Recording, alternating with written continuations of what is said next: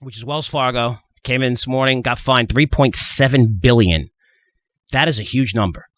They got fined by the Consumer Financial Protection Bureau. Why? And this is interesting.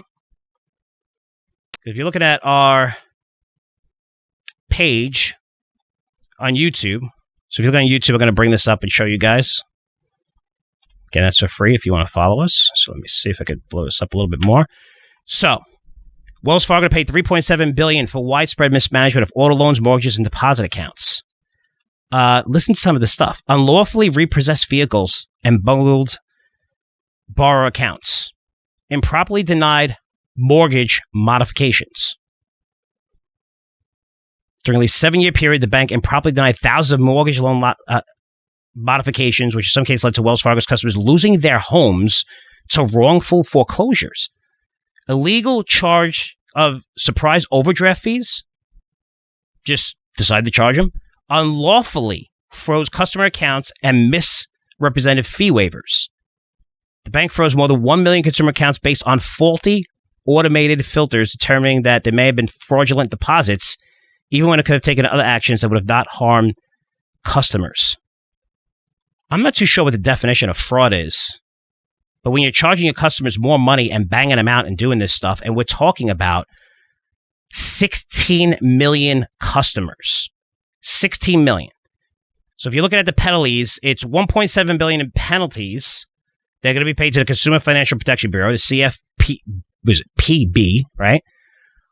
$2 billion to the customers that they screwed over.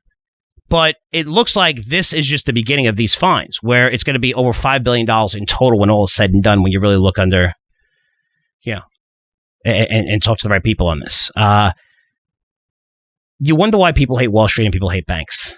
And here it is. I mean, this is 16 million customers that you froze accounts for, you legally charge fees on. I mean, how long did it take for them to actually come to this, where this probably happened over the past few years? Not to mention, this happened during COVID, where that could have affected your ability to get a PPP loan for your business. And maybe you were forced to shut down your business because of your bank illegally charging you these fees and closing and freezing your account. If I'm looking at the banking sector in general, if you notice, I did an about face on this. We're very bullish on banks and saying, listen, high interest rates are great for this industry. However, when you're seeing us about to go into a recession, and I want to be clear on this, because I think when people look at the banks and say they're more capitalized and more stronger than they've ever been, especially heading into a recession, you're right, they are.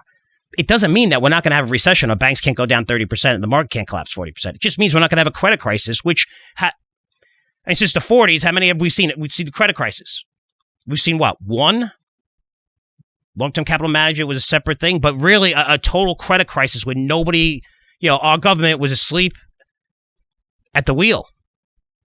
In 2008, they had no idea how much these companies will leverage, how much they would leverage the housing market, how they, it wasn't just subprime. Subprime wouldn't have hurt them that bad. It's the leveraging, the massive leveraging of subprime loans, right? Synthetic subprime loans that nobody really knew, off balance sheet, all this crap. Again, that's, now that we're monitoring banks, they are much stronger, but doesn't mean that you can't see these things come down sharply, because if you look at how they generated money over the past 10 years with rates at zero, again, they generate higher net interest margins based on higher rates and how much they're able to lend out to consumers. So that part of the business is going to explode. But they had to figure out ways with zero interest rates of how to generate money. And that was all through fees. And maybe that led to Wells Fargo overcharging people to try to make earnings or whatever. But now they got caught. And how is this not a bigger story where it's being mentioned here and there? But, I mean, illegally charging clients, 16 million of them. Holy cow, this isn't like a mistake or an error. This is obviously done on purpose because it's impacting, it's auto loans. It's your bank deposits. And you're freezing assets. I mean, overdraft fees. I mean, this is everything altogether. And $3.7 billion is a lot of money. Of course, they have a slush fund to pay that, like every bank and brokerage does, major brokerage, private equity.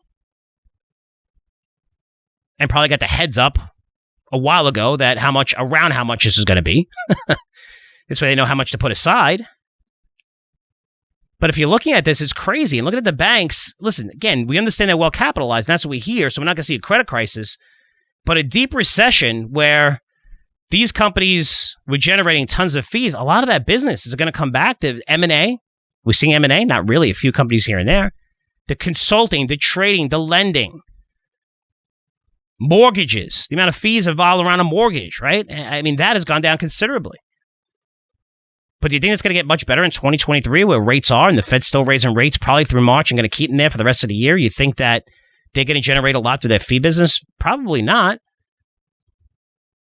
They'll do well with rates, but I would be very careful of the banking industry, especially the local mid-cap ones, small-cap ones that have huge exposure to homes. Because if you look at home prices, they're going to come down sharply. They're going to come down sharply everywhere. I mean, Texas, Nevada, Florida may hold up a little bit better, states that people are flocking to, that you're still seeing a lot of people in due to safety concerns in other areas and favorable tax treatment, the state tax and things like that. I forget how many states. I think there's like 7 of them altogether. But even those, you're seeing prices come down. But when you have companies like BlackRock going all in on apartment buildings, I mean, these massive hedge funds spending tens of billions of dollars, and now you're seeing redemptions across the board where people want their money back and they can't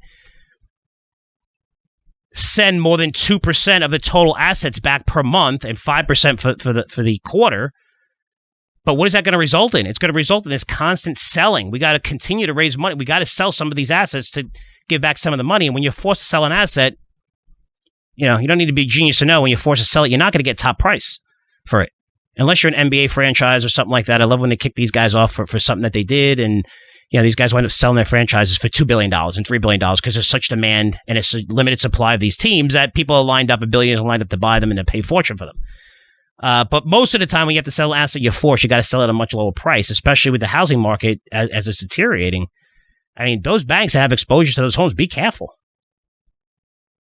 You could see them fall further, but, we had bank exposure. We don't have bank exposure, but or not much. But I think they're going to get hit.